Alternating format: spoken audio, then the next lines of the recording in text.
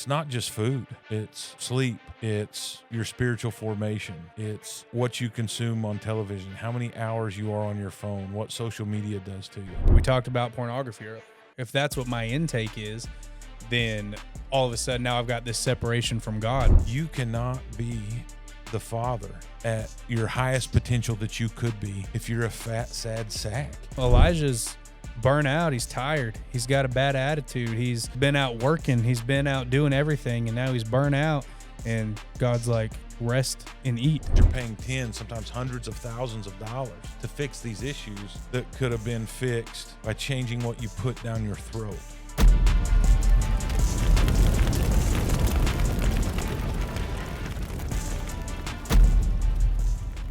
Before you consume this video on consumption, not the consumption, but what we consume as humans and its effect on your body, your spiritual formation, your mental health, your relationships, I want everyone to understand that I am a dumb country bumpkin from the middle of nowhere, and I have no degrees or expertise except what I've gathered myself on Google and YouTube.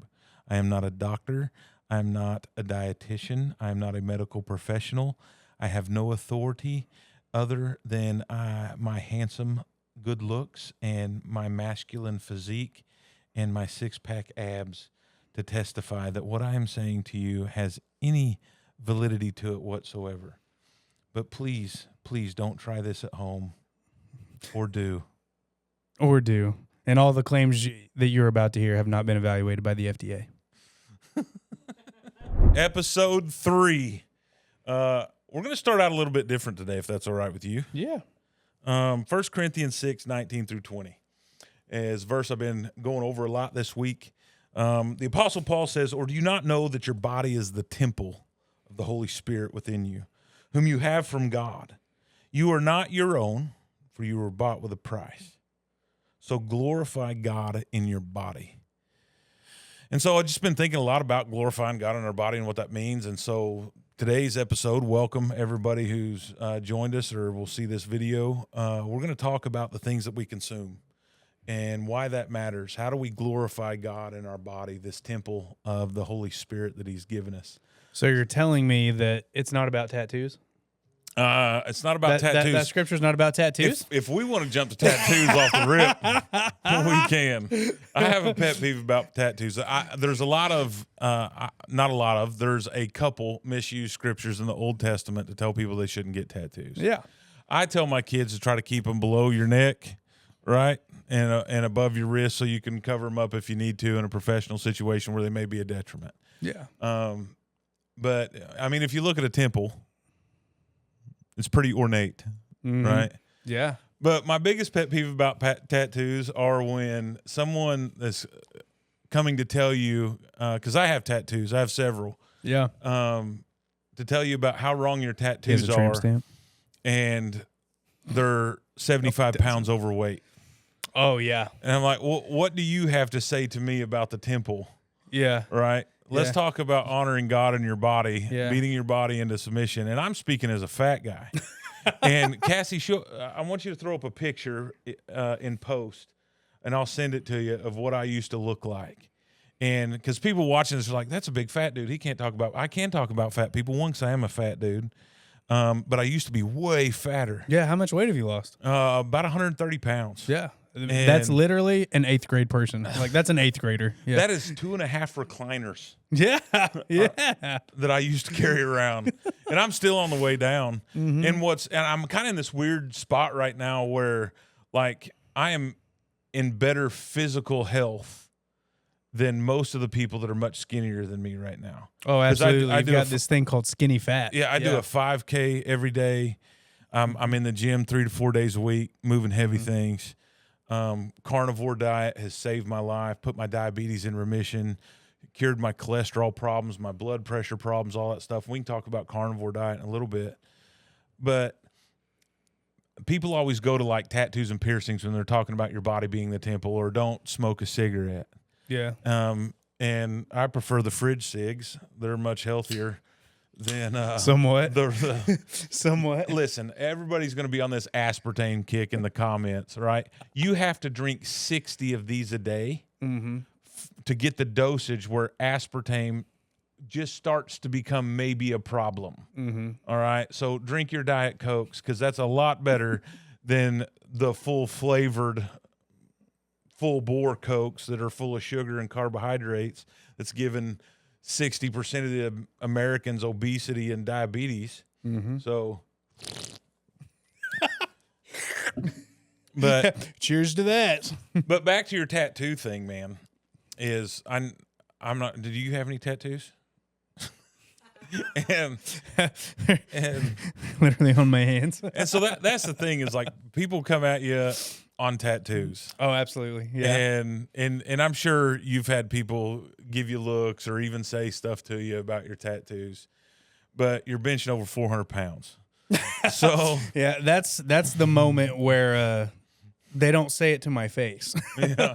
And so it's, you know, and that's the thing, when I love when people are talking about your body's a temple, and the vast majority of people that are telling you that are on a terrible diet. Yeah. They don't exercise.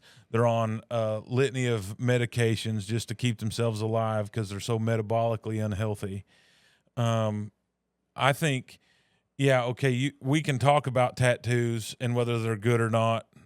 Some people have a reaction to them later in life. They can cause some problems later in life. But let's talk about the big thing first, right? And that's really your body and what you put into it, what you consume. And diet and exercise is a big portion of what we're going to talk about today, but there's a lot of things out there. And you work with a lot of young men and young women now. One of the most toxic things that we consume on a daily basis as a society is pornography. Oh, absolutely. How do you figure when these young kids, some of them start looking at pornography even before they hit puberty? How do you figure that messes with their psychology, their future relationships, their spiritual formation when they dive into stuff like that at any age, really, but especially those formative years? Yeah, absolutely. So there's tons of studies that have come out about it and everything. But in all honesty and in all truth, for one, the big issue is it's too easy for them to access. You know, we've got little bitties running around with iPads, and you know, it's too easy. You know, we put them on YouTube and say, hey, go watch YouTube for a while. Well, there's this soft pornography that's on YouTube. Like they're seeing it, they're getting exposed to it. But what that does is, in all honesty, it messes with the chemical balance in your brain. It's like a physiological level. Yeah, absolutely. I've heard testimonies and stories, and I've even seen a little bit of research done on it. And I heard a testimony from a guy, and it was about his son. And his son, from a really early age, and they were unaware of it, had a terrible pornography addiction. And how are they unaware of it? Yeah, I have no idea. They're not paying attention to their kid, I guess, or something. But he had this terrible pornography addiction, and so from a real young age, like pre-puberty, like you're talking about, he was wrapped up in it and was watching it just every day. And he ends up getting out of high school, going into college, still has the same addiction, and within 2-3 years at college, he decides he's transgender. Because there's so much happened, like so much brain altering things happened at that critical age that just completely destroyed him. I think one of the devil's biggest weapons is the desensitization that happens with the media that we consume. Whether you're talking about violence or pornography. I remember when I was a teenager, way back when dinosaurs roamed the earth. And you had to walk uphill both ways to go to school. Yeah. And if you wanted to look at porn back then, you had to earn it. You had to go buy a magazine. You either had to steal it from your buddy's dad, and that came with some risk associated, or you had to walk into the corner gas station and go grab a magazine off the counter, slap it on the counter, stare Ethel in the eyes, and give her cash for it, and walk out with your shame. Yeah. And so it was much more difficult to access growing up in the 80s and early 90s. And then now we carry around the world's filth and the world's violence in our pockets, and we shove that in our kids' pockets and tell them to go play in the room, or to by go themselves, unsupervised, And that's a big thing in Texas right now. This big fight about kids not having access to their cell phones during school, and a hot take because a lot of people are upset about it. I love it.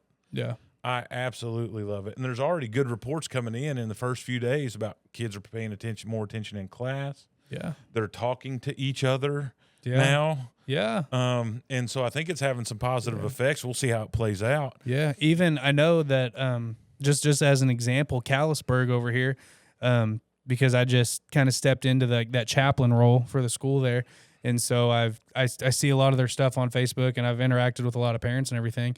And even the parents that are the super, super helicopter parents that just are always there, even they were super against the whole no cell phones at school, because what if I need to get a hold of my kid? What if blah, blah, blah, XYZ, you know, all the fear mongering that goes into that. Right. And they've even posted, I've seen some of them post on Facebook that it's actually going okay. They were like, well, you know, it was super easy for me to get in touch with the school. It was super easy for me to get in touch with the principals and XYZ. And, you know, it's actually going okay that they don't have their cell phone. Like, shocker, you know? I mean, you got kids now watching Taliban cut people's heads off. Oh yeah, for fun. And I remember it was late in my teenage years, early 20s, and they had this website. It was called Faces of Death. And you could go on this website and you could watch some of this awful stuff, or E-Bomb's World. Man, all that stuff's coming back. And now, I mean, this stuff's on Twitter or X. Yeah. And these kids are just carrying it around with them. And I was working with a young man a while back, and he was 14 years old. And he said, hey, man, he said, look at this. And I'm always worried when anybody wants to show me your phone. It's either an ugly baby that I got to pretend that's pretty, or it's some kid showing me something off the wall. Yeah. Right? And he shows me this video, and this guy gets his hands cut off. He's like, isn't that sick? And I'm like, what is this doing? I said, no. Like why are you like, no, don't do this. Are your parents okay with you doing this and looking at this stuff? And I think these cell phones, just the access they have to all of this stuff, these kids are absolutely up against it. And it's having an effect in society. And we see it attacking the family unit. Guys are checking out of getting married. Girls are checking out of getting married. Our marriage rates are falling through the floor. Divorce rates are skyrocketing. It's these things that we consume, especially in media, affect us physiologically, spiritually, relationally, emotionally. The amount of depression. Kids are so depressed now. We're raising a mentally unhealthy generation. And I think the stuff we allow our kids to consume are the direct player in that. And so you got kids that are physically unhealthy because playing outside isn't really a thing for a lot of kids. That's the few now. They're eating absolute garbage. The poison that they're putting in our food now, I can get my tin hat out if we can go conspiracy, but big food is destroying the health of our nation. Oh, yeah. And they're in direct cahoots with big pharma. And they all want you sick and addicted. 'Cause that's where the money's at. Yeah, there's no money in a healthy person. Yeah, and there's no money in actually curing anything. Yeah. Right? They want you to take this pill the rest of your life. And if we can change what we can consume, we'll change the world. And I think if everybody got on a carnivore diet, this is the hill he dies on. The whole medical industry would just fold. Yeah. Right? And we have all these doctor shortages and surgeon shortages, and people are losing their livelihoods because of all of these things. I get it. We need doctors. People are going to break their legs. They're going to get in car accidents, things like that. We need those kind of doctors. But just the metabolically unhealthy people and the pull that is on societies and families and households and your standard of living, because you're paying tens, sometimes hundreds of thousands of dollars to fix these issues that could have been fixed by changing what you put down your throat, and how much and when, and all of these things that go into a proper human diet. I wish everybody that sees this would get online and look up Dr. Ken Berry or Steak and Butter Gal, or there's heart surgeons out there, Stay Off My Table. There's all of these YouTube channels out here where the doctors and surgeons, there's documentaries coming out on it now on why, there's no such thing as an essential carbohydrate. Mm-hmm. Your liver is going to make all the carbohydrates you need. Mm-hmm. It's interesting. It's interesting though, because I spent 10 years as personal trainer, nutritionist. I'm certified. I've got all the letters or whatever behind my name for that. And until really taking a deep dive into it, I was completely against it, because it truly and honestly goes against every single thing that you'll learn in school, as if you're studying nutrition, if you're studying anything. Yeah. You're taught that carbohydrates are, your fuel, your energy. It's what you need. There's different carbohydrates. There's simple carbs and complex carbs, just like there's complete proteins and incomplete proteins. But you're taught that you need those things. Just like the whole deal with, I read this the other day and it was really interesting. The food pyramid. We have this food pyramid, and on the very bottom of it is the big one, and it's the grains. And that didn't even exist until Big Cereal. Big Cereal paid some people off to do that, because we got to sell breakfast. Food pyramid's upside down. Yeah. We got to sell breakfast. We got to sell this grain cereal. And so if we can convince that breakfast is the most important meal of the day, which it's not, and we can convince people that they have to have these grains as their base, these carbohydrates as their base, dude, think of the money we could make, right?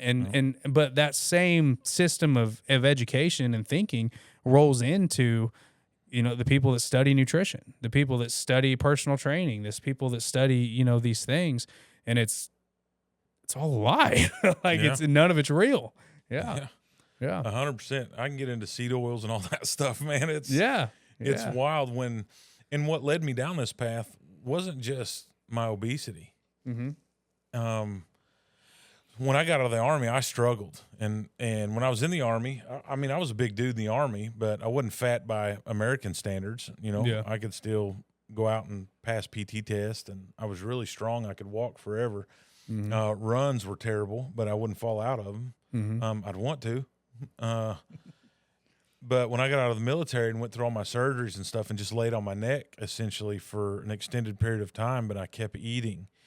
And when I got rid of all of my addictions, like with alcohol and all the Vicodin that I was taking on a daily basis, and I cleaned up there, I just kind of replaced that with food. And so when I would have stress, anxiety, depression, anything, I would medicate with food, and it would give me that dopamine hit, or at minimum, the distraction from the quiet. Mm-hmm. So the hardest thing to do is just sit there inside your own thoughts. And I gained over 100 pounds in the first 12 months I was out of the Army, and it just jumped on me. And then you can look at my VA records year after year, it just went up by 7 pounds, which is essentially like a Coke a day. Yeah. And then I convinced myself that I was too busy. We were raising kids. I was preaching, and I was doing ministry, and you know how that can tie up your mornings, afternoons, and evenings. And I got to this place to where I wasn't functioning. And, Paul writes in 1 Corinthians 9, let me read it to you real quick. Verse 27, but I discipline my body and keep it under control. Some translations say I beat my body into submission. I like that one better. Yeah.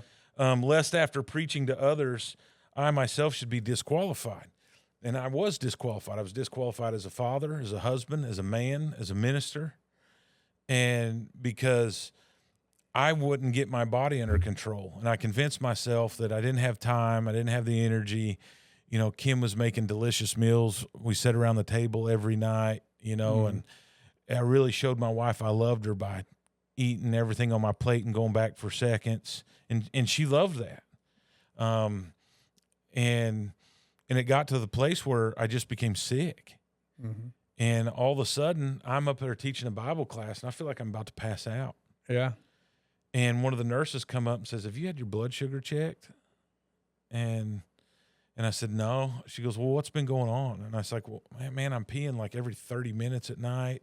I got dry mouth all the time." She goes, "You're a diabetic." And so she went out and got her dad's like diabetes monitor, pricked my finger, stuck it on there, and it said error. She says, "You need off the chart diabetic." She says you need to go, and I think the max was like 500 or 600 on that. Yeah. She says, "You need to go to the hospital right now." And I'm like, yeah, "I'll go tomorrow." And I went tomorrow. I'm like, "Hey," they checked my blood sugar. They said it was error because it was off the charts, and they told me I needed to come to the hospital. And so they sent me to the front of the line, which is rare at the VA. You know you're about to die if you get to cut the line at the VA, if you're not sitting in a waiting room for 6 hours. And they took me back there, took my blood sugar, error. Went and got a different get up, came out, and it was like 723 or something crazy. It was over 700. Yeah. And I got to go to the front of the line everywhere. And then all of a sudden I got put on insulin. And first it was 10 units. And by the time a couple years had passed, I was on 110 units. I was on atorvastatin for my cholesterol. I was on lisinopril for my blood pressure. I was on a vitamin D3 supplement, which I still take because that's the only thing you can't get from a steak. You got to get it from the sun. And if you're diabetic and metabolically unhealthy, it's harder for you to process and utilize vitamin D, so you got to supplement. And so I became a diabetic, and that was devastating to me. That's a terminal illness. That's chronic. You have that forever. It just gets worse. And then you die. You rot, essentially. And you go blind. You lose appendages. Your kidneys fail. You get cancer everywhere. Your pancreas fails. And so I started taking insulin. And so I started medicating all these things with Big Pharma. My relationship with Big Food led to Big Pharma. And I was chronic. And they told me that there was nothing I could do. You could never get rid of diabetes. And that was a lie straight from hell. Oh, absolutely. And so, other countries, like for example, like type 2 and type 3 diabetes, that doesn't even exist in other countries. Because type 3 diabetes, what is that? Do what? You said type 3 diabetes. A lot of people aren't familiar with that term. Yeah. They're familiar with type 1 and type 2. What's type 3? Yeah. Type 3. Type 3 would be basically it's of course, now that I'm on the spot, I can't remember. But it's basically just a vitamin deficiency, though, is all it is. Yeah, and so like they're referring to like dementia. As yes, type 3 that's diabetes. what it is. Yes, yeah, yes, and so yes. they're associating your elevated insulin levels and your elevated glucose with early onset dementia and things like that. And they've been treating epilepsy with the carnivore diet for years. And then it came around and it was the Atkins diet for a while. Yeah. And everybody's like, well, the Atkins diet was bad. The guy actually died of a heart attack. He didn't. He slipped and fell. That's how he died. There was no heart attack. That was all. Yeah. That was all. And Big Food pushed that narrative out there. Yeah. And like, look what happens to you. Yeah. And so I'm going with the ranchers, man. Yeah. And because when I started the carnivore diet, it took 5 months and I was off all my medication. My depression and anxiety and PTSD were under control. I've shed 130 pounds, and I feel absolutely amazing. Like I could punch a hole in the universe with my face. Kind of amazing. And I mean, you still like, your birthday rolls around, you look at that birthday cake, and you want to put your face in it. And you have to deal with that. But my last A1C was a 5.1. A 5.1. Not even pre-diabetic. And I have no doubt that if I started eating carbs again, I'd be a diabetic tomorrow. But I don't have any neuropathy. I don't have any vision loss. And I was a bad diabetic for 5 years, 6 years. And all that goes away. What did you do to like when you finally said enough's enough, I'm gonna quote unquote take my life back? I mean, I mean, what was the building factor to that? Because I'm sure there's a lot of people that are watching that are like, oh, okay, yeah, it's good. I agree with you. We should pay attention to what we eat and what we do. But like, at what point did you get to that you were like, okay, this is it? Liver disease. Liver disease, yeah. Yeah. No, I went in for a standard lipid panel. That's I the went in for a diabetes. standard lipid. Almost said it again. Maybe I have type 3 diabetes. Lipid panel. They draw your blood every 6 months at the VA, and they said, and out of nowhere, because it wasn't until I looked back that I saw that it was elevated. Previously, they just never flagged it until it got so bad that I went in there, and my ALT and my AST, those are the enzymes your liver makes, and that's how they tell your liver's in trouble. Were off the charts. They were both over 300. And was that because of the medication, like all the medication you had to be on? I mean, it was all the medication that I was on, but primarily it was because of fatty liver. Oh, okay. And so when you can't put stuff any more fat in your cells, your liver and it takes it for other reasons as well. But my liver had become so fat that it had become cirrhotic. Mm-hmm. And so they were going to send me to a transplant clinic down in the Metroplex in Dallas.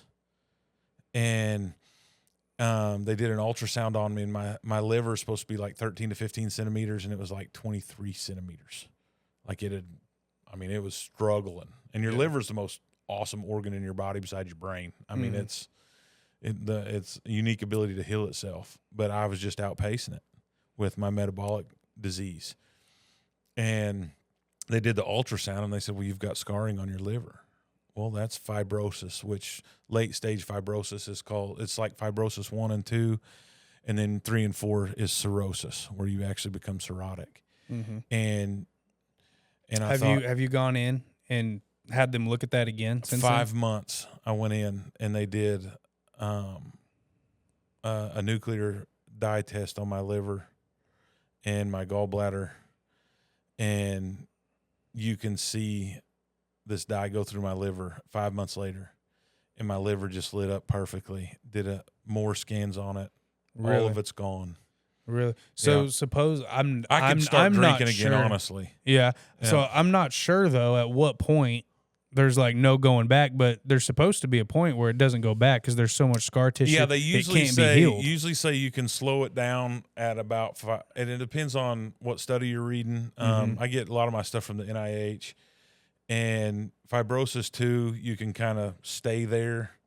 Usually 3, you're just buying time. 4, you're cooked. And where were you at? I didn't get staged because okay. it all went away, and they were like, so you caught it before what? Okay. And so imagine going into the doctor's appointment, and they tell you basically you've got liver disease at 43 years old, and you're a type 2 diabetic. You're on the maximum amount of insulin and metformin and stuff that you can absolutely take before I just have to go get a pump. Or change to fast acting insulin that you have to take after every meal, that kind of stuff. And my cholesterol's through the roof. I can't walk to the mailbox. I couldn't roll over in bed without breathing heavy. And who am I to preach to anybody, about anything? Mm-hmm. And 5 months later, I go in, everything. And when I say everything is in healthy range. My enzymes on my AST and ALT went from over 300 from essentially my liver's failing to it was 15 and 23. And so they were surprised by that. My A1C dropped to nothing. And it wasn't 5.1 then. It was like 6.2 or something like that. It was just barely over 6. And I'd went from a 12 or 13 on my A1C in just 5 months. Tanked it. And so I got scared.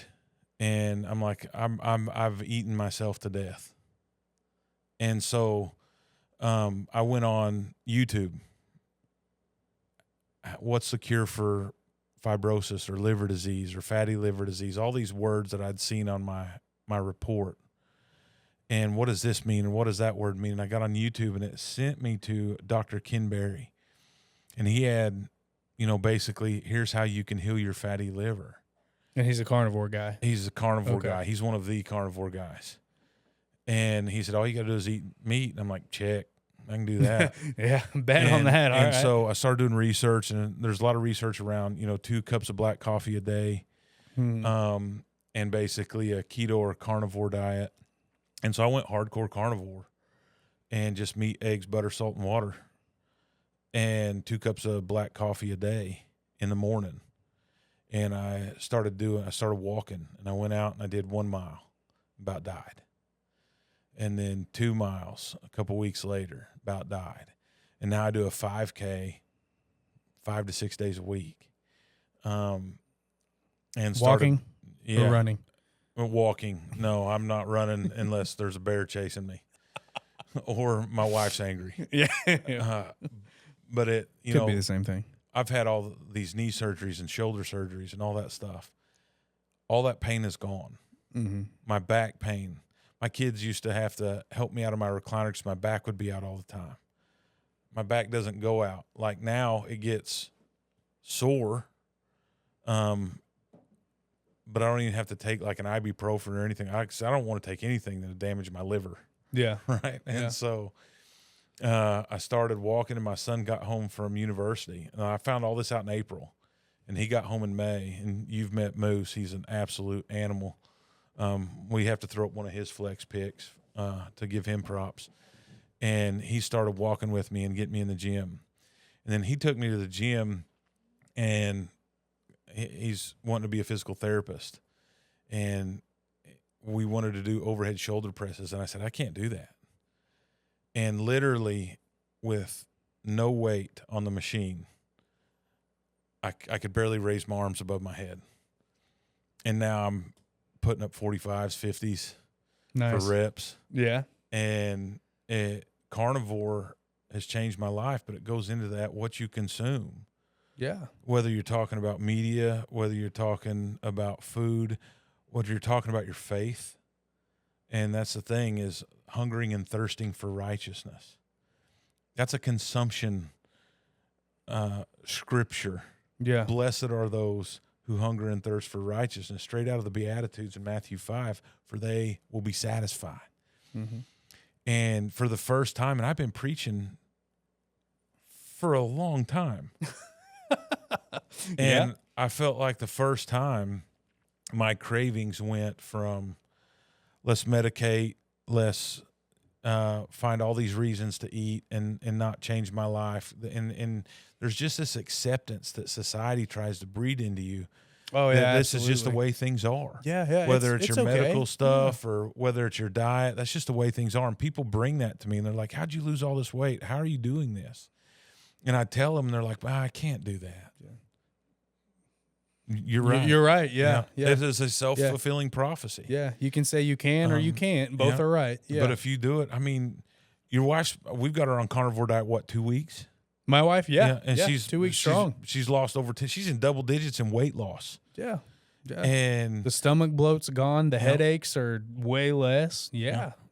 And it's and there's all this fear mongering that comes out. Of course, the vegans hate it. Right. Oh yeah. But Paul refers to the vegans as the weaker brothers in Romans, and so it's true. The vegans are going to squawk. All right. Yeah. But that's all right. Mm-hmm. There's another word for vegans, and that's liberal. And they love to squawk. Canceled. And I don't care. Yeah. I don't anticipate a dime from this endeavor. Yeah. But when you make these changes, and it's the same spiritually. What is your spiritual diet? When I say spiritual diet, what comes to your mind? What do you think of when I say spiritual diet? when you say spiritual diet to me, I think of just what you consume, like what my brain consumes on the regular.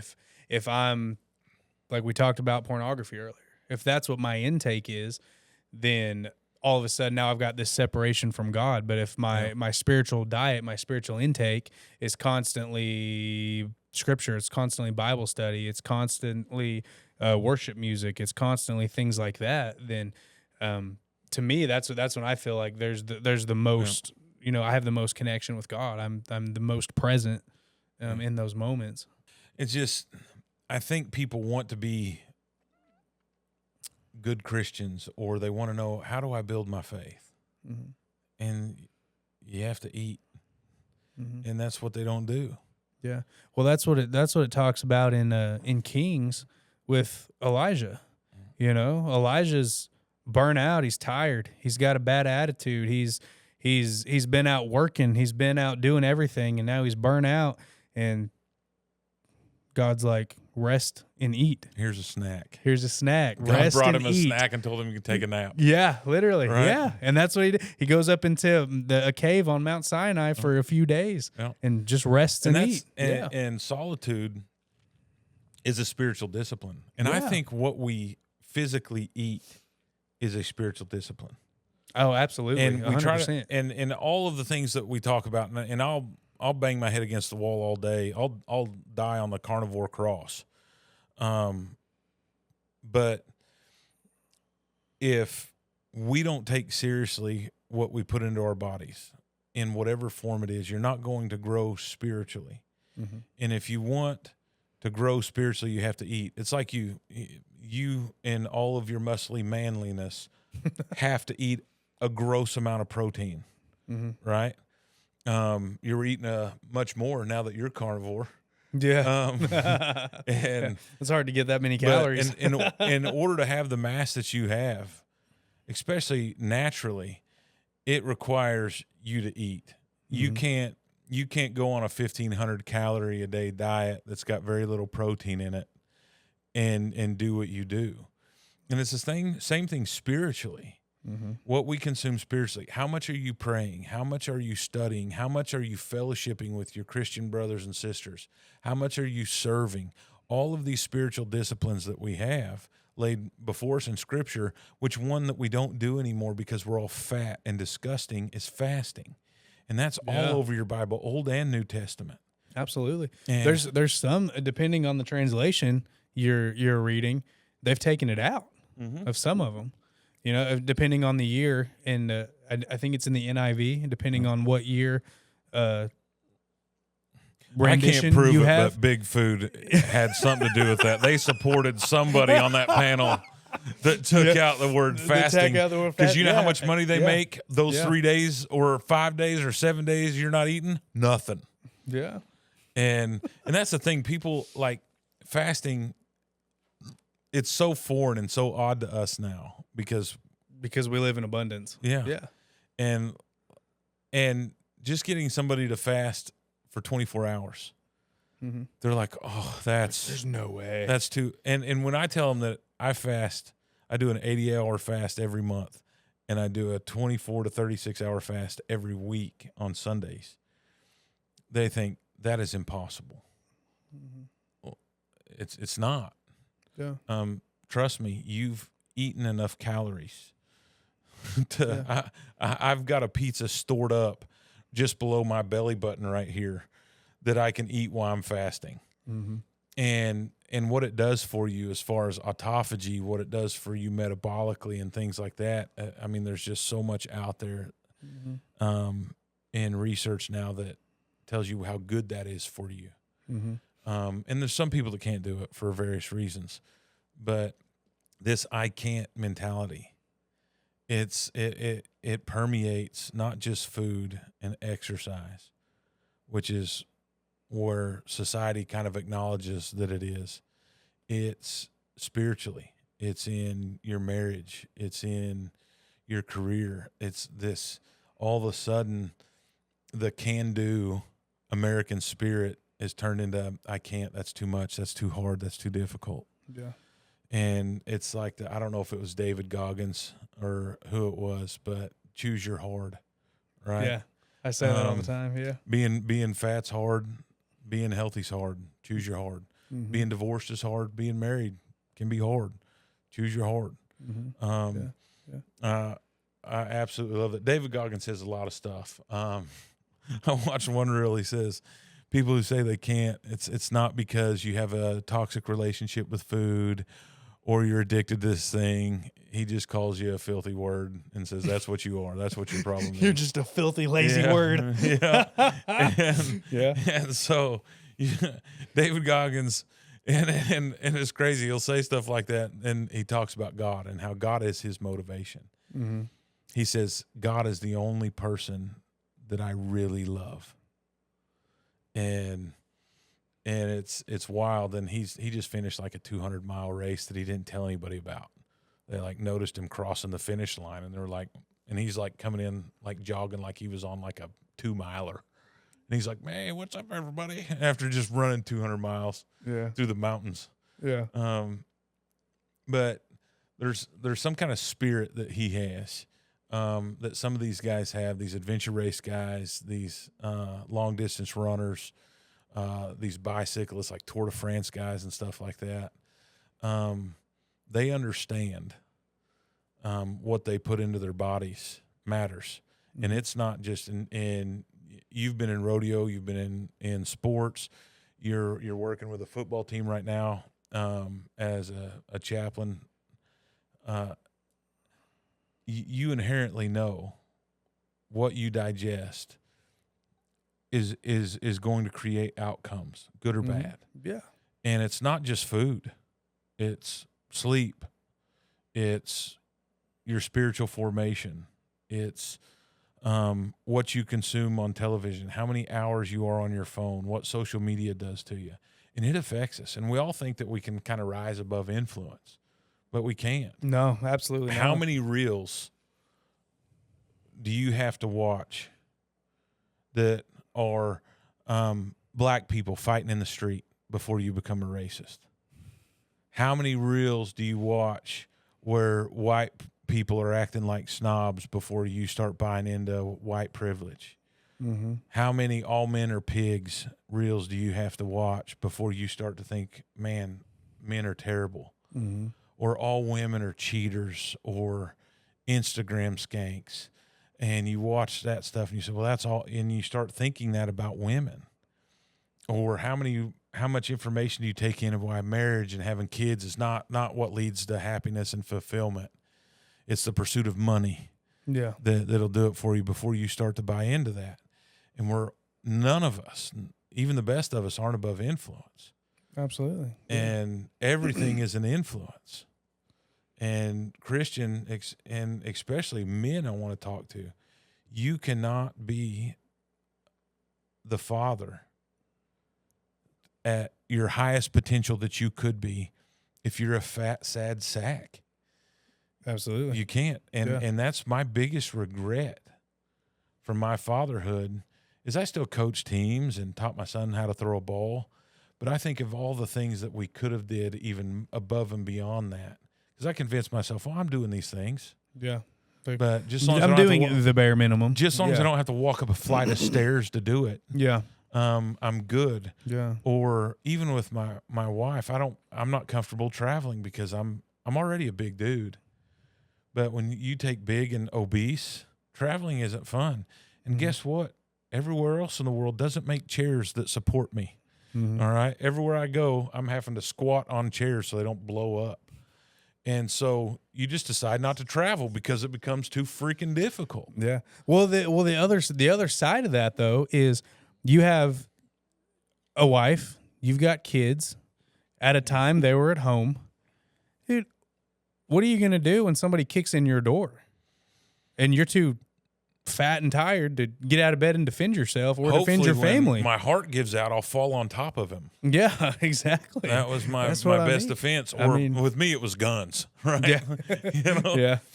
And so never fight a fat, overweight diabetic because he's pulling a piece. He's just gonna shoot you. He doesn't have the energy for fisticuffs. Yeah. Yeah. But Yeah, I don't think, man, and that's a controversial opinion.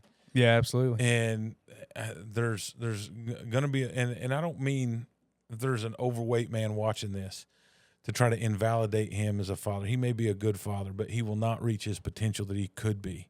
Yeah. And what are you teaching your kids? And it's crazy because my kids, like my son, saw what it did to me, and that was the bad lesson that I taught him. Mm-hmm. And so I kind of look a lot of times at my biological father, and I think, well, if I just do things different than he did, I'd be all right. And Moose has this one thing: if I can do this thing different than Dad, and I always preached that to him, but I never lived it. Yeah. And then he started preaching it to me, and he's so mean. He's so mean. I wonder where he gets it from. and, Kim. But one of the most sobering things that I've ever went through in my life for my own physical health is when I was out there waiting for my appointment to come through for the liver transplant clinic to see how bad I was. And Moose is out there on the trail with me in 90-degree weather.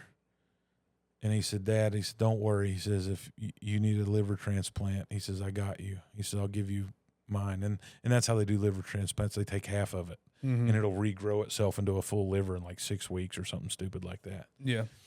And my son's like, I'll take care of you. And I'm like, what is a 17, 18-year-old kid? Why is he having to give up his liver or having to volunteer it to save his dad because his dad is garbage? Yeah, because his dad won't put down the snack cake. And my son will tell you all these great things that I've done and my list of achievements and all that stuff. Yeah. But that one right there has been my biggest failure, and I won't let it happen again. And I'll preach this till the day I die. And I'll die with a full heart and a full belly full of ribeye steak.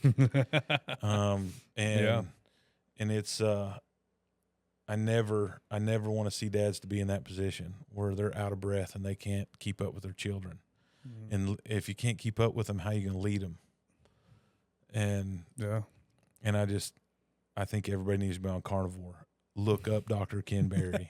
Look up the steak and butter gal, and that'll send you down a rabbit hole. It'll change your algorithm, and you're going to meet all these guys like Dr. Berg, and they're going to educate you. And there's a chief metabolic scientist at BYU that everybody needs to look into, and he'll tell you. And he teaches this at, graduate level. And there's a lot of documentaries and a lot of studies coming out that's turning the tide on this thing. And it's got the food industry mad. There's all kinds of pushes going out for people to, and you can tell what doctors have the food industry in their pocket or big pharma in their pocket, and they're coming on YouTube and they're like, I know you're all feeling great now. I know you're reversing your diabetes. I know your cholesterol is going down, or if it goes up, cholesterol's the devil, which is not causal of heart disease, right? It correlates a lot. If you're metabolically unhealthy, that's going to cling to your plaque. But if you're not metabolically unhealthy, cholesterol's a good thing. Then you're fine. And so the demonization of cholesterol, even high cholesterol above the standard, is we're seeing studies come out now, the brain health and stuff like your brain's made out of cholesterol. And so who do you think sets the metric that cholesterol has to be this low? Is it all the research? Sure. Who's it funded by? Pharma. Why? Because they want to give you a pill. And it is all debauchery and all corruption. And it's all half truths. Yeah, it's all half truths. Yeah. They're like, you feel good now, but wait until you 10 stop years from doing now, carnivore and you still eat all this butter and fat along with these carbs. Then you're screwed. Well, yeah, you're right. You are. There's this lady that's in her 80s and she's a rancher. Yeah. And I can't think of her name right now for YouTube, but she's in this documentary. Yeah.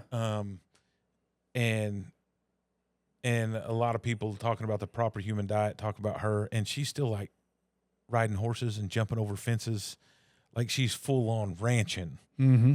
and carnivore for decades. There's more studies coming out now for some of the long-term effects, and they're not, and we haven't got anything too long because there's been a suppression of this information. But most of the stuff you get from the vegans and from big pharma and stuff are epidemiological studies, and they're not like a double blind with a control kind of a study. They're, hey, we'll follow these people over 10 years and you tell us what you ate and then we'll show you the outcomes. And there's so many things wrong with that. You can gather some assumptions from it and some maybe some kind of guesstimates, but it's not the same as actually doing a controlled test. And if we don't turn things around as Christians, I mean, Christians are fat. Christians aren't eating the right diets spiritually, physically, and it's in the Bible. Morally. like you've got the sluggard who is, who over consumes, who is lethargic, who is, and nobody wants to say it because it's going to make people feel bad. And that's the biggest sin you can commit now in Christianity is telling someone about their sin. Mm-hmm. Or or calling somebody out on an issue that's hurting them, destroying their family, whatever it is. Yeah. Well, that's because the world we live in now. We live in this world where everything, we have to be tolerant. We have to, make sure we don't hurt anybody's feelings. The word tolerant isn't even in the Bible. Yeah. Accountable is. Yeah. And the biggest sin, telling somebody that they've sinned. Mm-hmm. And everybody, like, being offensive now is a sin. Mm-hmm. Jesus was offensive. We cannot have a discussion like you and I have unless we risk being offensive. Mm-hmm. Jordan Peterson has a whole video on this. Is it requires us to be offensive. If I'm going to disagree with you, I have to risk offending you. If I'm going to help you, if I'm going to show you something that may be a blind spot, that may be offensive to you. So I have to risk being offensive, and you have to risk being offended. And that's part of being brothers. Yeah. And we see that in the Christian faith, and we see that in Scripture. Jesus offended the multitudes. He was very offensive, but he was without sin. This isn't a license to go and put people down and be a jerk. I mean, I'm sitting there talking about the need for a diet as a fat guy. I've been there. I know. And nobody would tell me. Yeah. My wife because they didn't want to hurt your feelings. I love my wife is awesome, but she would never come up to me and go, "Honey, you are so fat. You have to stop eating. You're killing yourself." She wouldn't do that because that hurt me. My kids wouldn't say it. My friends wouldn't say it. People say it in other ways, like at every potluck I was ever at. Better get in line before that guy. There won't be anything left. So what you're saying is tolerance isn't love. Tolerance is what leads people to hell. It can, yeah, because if there's no corrective action. Yeah. And we don't want to hurt anybody's feelings. And telling people that they're fat and it's killing them. And big is beautiful. Okay. Sure, beauty's in the eye of the beholder, but it's not healthy. I don't care what anybody says. Yeah. You can be healthy and be morbidly obese. No, you can't. I'm healthier than most people I know, but I'm still not healthy. Mm-hmm. I still have another 75 pounds I've got to get rid of. Mm-hmm. I still got further to go. Yeah. And you got to find goals to set in your life and run towards those. A lot of people women like to diet because of the aesthetic. They want to look good. Men only really start dieting because of a health problem. Mm-hmm. Or it's preventing them from doing something they want to do. But there's a spiritual aspect because there's willpower, and that's a limited resource. Oh, absolutely. And so we're quoting all these studies that I don't have, and we can make Cassie look them up if she wants. But they did a study recently on willpower, and that, like, there's this argument, is willpower an unlimited source? Or is it something that wanes? And so they say willpower persists between two consecutive hard things, but the third thing, it falls off. Absolutely. Discipline, however, will go further. Yeah, absolutely. And Willpower is kind of like talent. You know, hard work beats talent when talent doesn't work. It's the oh, same kind of concept. Yeah. but I think the power we get from the Holy Spirit, the power we get from really hungering and thirsting for righteousness, that spirit power that we get, I think would take us even further than discipline when discipline starts to fail, because we're all fallen creatures. Mm-hmm. And so I think if you can take willpower, discipline, and your spiritual formation and put it together, yeah, you can fast. Yeah, you can change your diet. And I'm not saying everybody in the world needs to be a carnivore. Mm-hmm. I think they do, but that may not work for them. Yeah. You know, there may be people that get away with, you know, the weaker dieting, but you have to fix your life. And you can tell the difference when you look at somebody who's 60 years old who took care of themselves versus a 60-year-old who didn't. Mm-hmm. They are two different species. Oh, absolutely. You know, Absolutely. I was bass fishing this morning with a guy who hasn't had a dessert in 15 years. And he is in his 70s. And this guy can take his fingertips and put them on a door frame and start knocking out pull-ups. And he's in his 70s. Mm-hmm. This guy can outwork me, outfish me, out everything me. And his goal right now is to strict bicep curl 75s. And he's in the 60s right now. Yeah. He's in his 70s. That dude's going to outlive me. Yeah. But he's been very intentional about what he consumes. And whether he's consuming an exercise routine or he's killed a whole gene pool of chickens. Like he eats chicken every day. Yeah.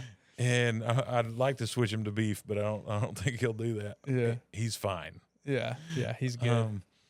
But you can tell we the should difference. like pull up a picture of Jack. We should do that. We'll just have him stand like this, and then we'll pop it up. The old fighter pilot. Yeah. The Hammer was his call sign. Hammer. Yeah. What a beast that guy is. Yeah. Yeah. Yeah. You guys thought Tom Cruise was cool in Top Gun. No. You haven't met our elder Jack. You haven't met the Hammer. What do you think you need to change, man, in your consumption?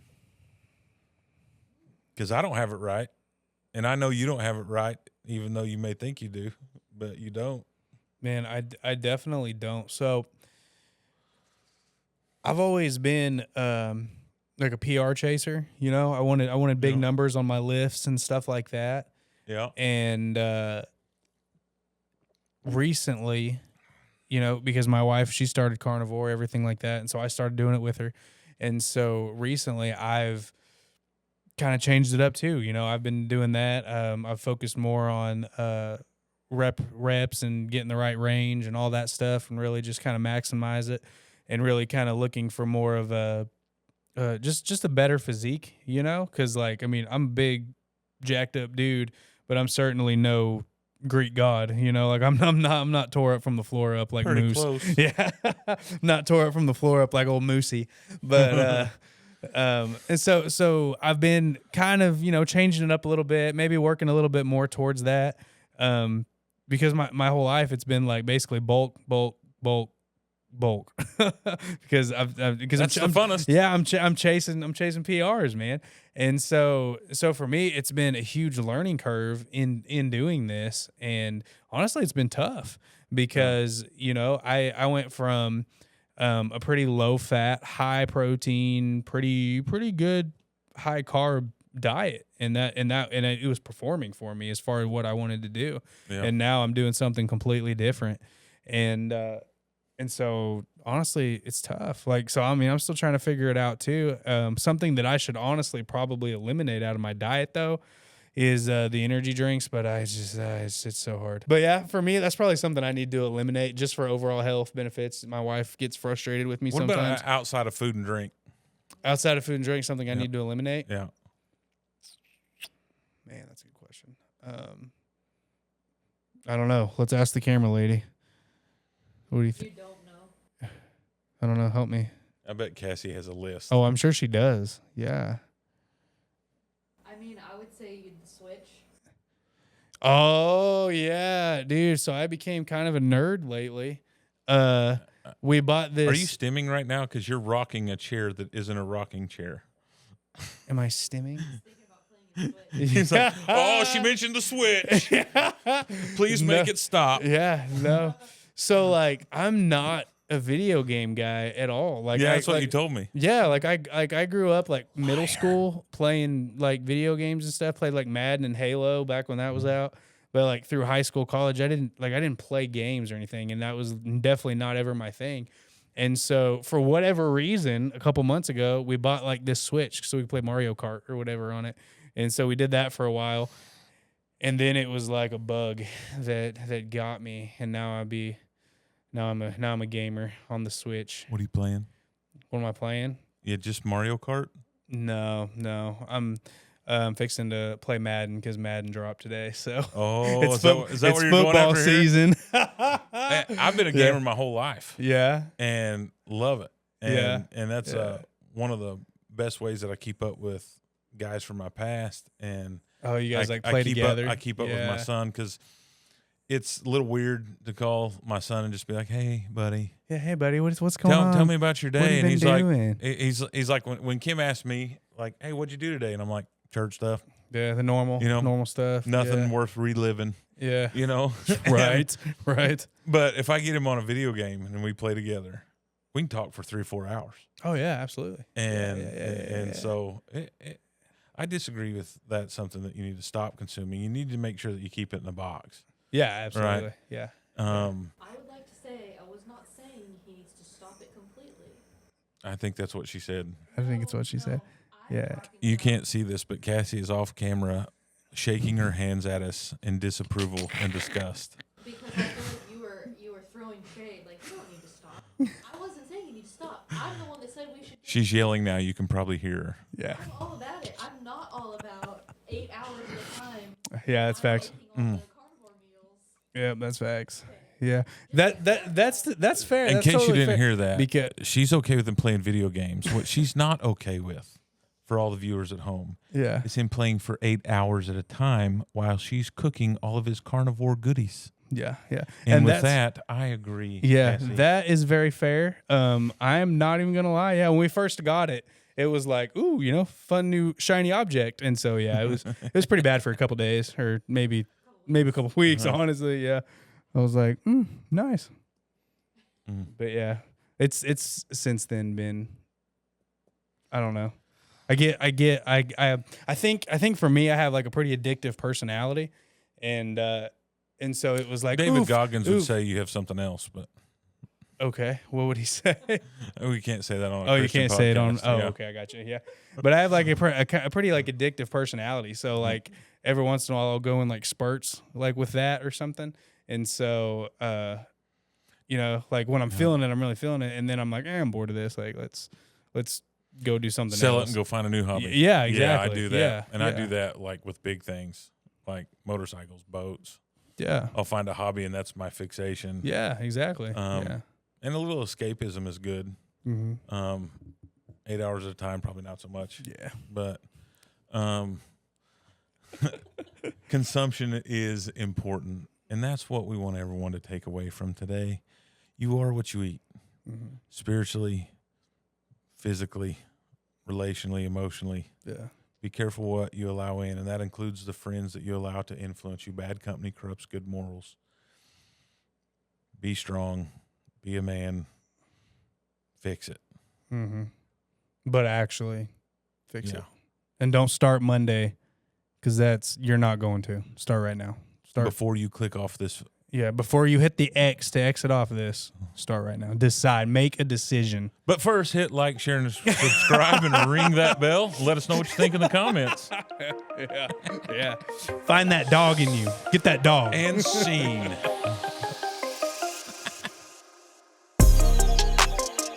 Okay, would you rather your internet search history be public or your text messages? Nice. Text messages.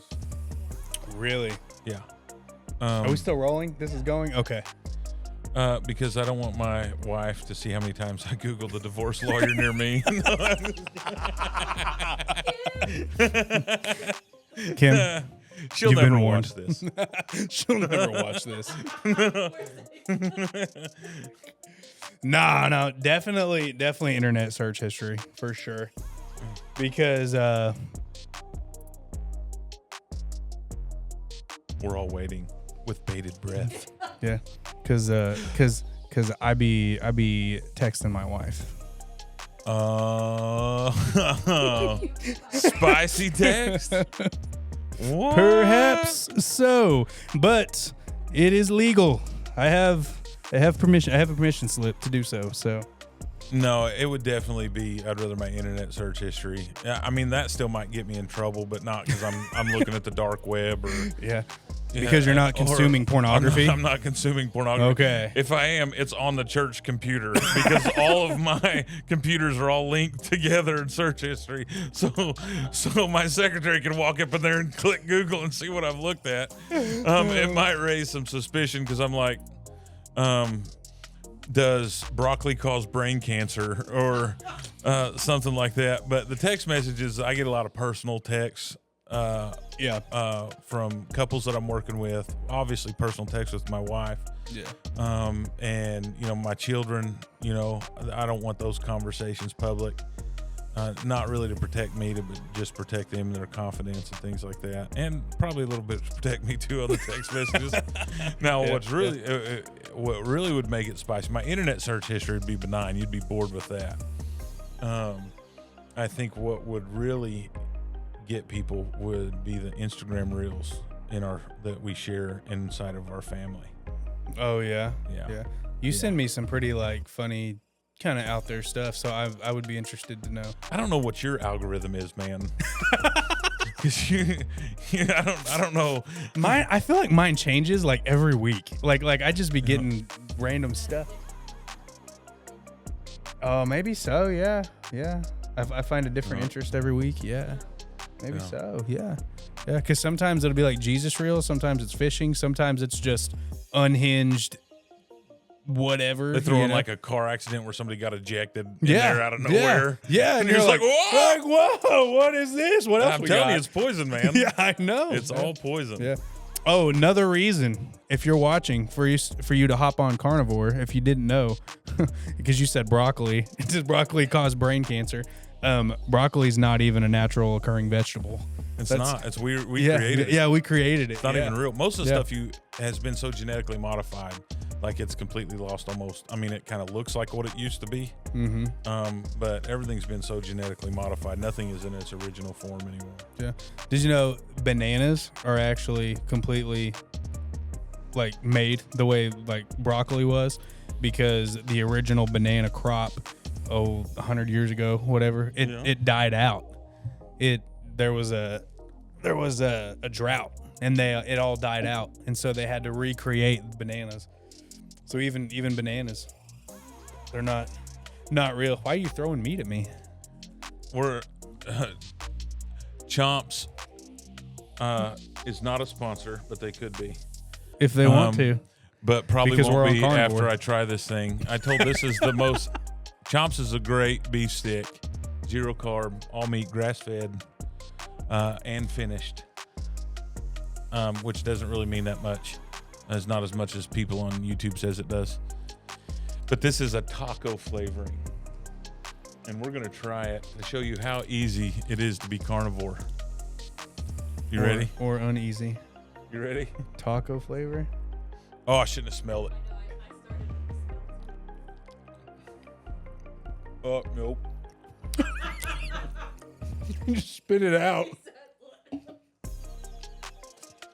That went through the hoop. Yeah, we have a ring light over here, and it went way. through it. Yeah. That was awesome. That has to be on the podcast. That has to stay. Oh, that's bad. Well, I saw it. That was That's actually bad. good. I'm honestly not mad about it. Are you serious? Yeah. It tastes like a bowl of chili that you found underneath your car. Yeah. Yeah. Yeah, it just tastes like wolf chili to me, but I don't know. Maybe I grew up underprivileged. Unlike you, rich people or something. Well, this is like a delicacy to me. Yeah. Here you go, buddy. You can have the last one. I'll never eat that again. I might not eat for a while. Yeah. I would put this in the category, like this flavor in the category of like Vienna sausages. Like it's that kind of delicacy, you know. Only the. My wife loves Vienna sausages and potted meat, but she grew up weird. Yeah. Yeah. Here's a question. So in Genesis, it talks about You can eat any of the tree except for the tree of knowledge of good and evil. well, he said, I've given you this to eat. Like this is so that way that would read to me and most Church of Christ people is that in the beginning everything was an herbivore. Like the people just ate fruits and vegetables, so did all the animals, because there was no death, there was no killing in the garden originally until after sin enters in. And then you've got after Noah, then he says, now I'm giving you everything. So now you eat meat too. So your argument for veganism is when God created the world in 6 days and put men in the Garden of Eden where everyone is eternal and they hung out with the animals like best friends, that they didn't eat animals in the garden because it was biologically unnecessary, and so therefore it is biologically unnecessary now? Well, I'm not even making an argument. I'm just saying that's the way that reads to me in most people. And there's no sin in eating plants, and I think you can get away with that in moderation. Mm-hmm. I can't. Well, I can't. It hurts my stomach. And that's the I thing. blow up like crazy. And that's the thing. What you got to be careful with is painting with a wide brush, because everybody's different. Mm-hmm. And most people who have metabolic disease can just go carnivore, and they're going to be fine. Mm-hmm. But it may not even be a lifelong thing. If I get down to my goal weight and I'm fit to fight, I can start reintroducing some complex carbohydrates. Mm-hmm. I can hear you chewing so clearly. It's ASMR. ASMR. Are you on your second beef stick? Yeah. I told you it was fine. It's that protein need that he has. It may honestly That's so bad. Your breath is going to be foul. Foul. Taco chomp. Wolf chili chomp. Absolutely disgusting. Yeah. Just hit us with the original flavor though. You got anything else for us? Good enough? Was it good?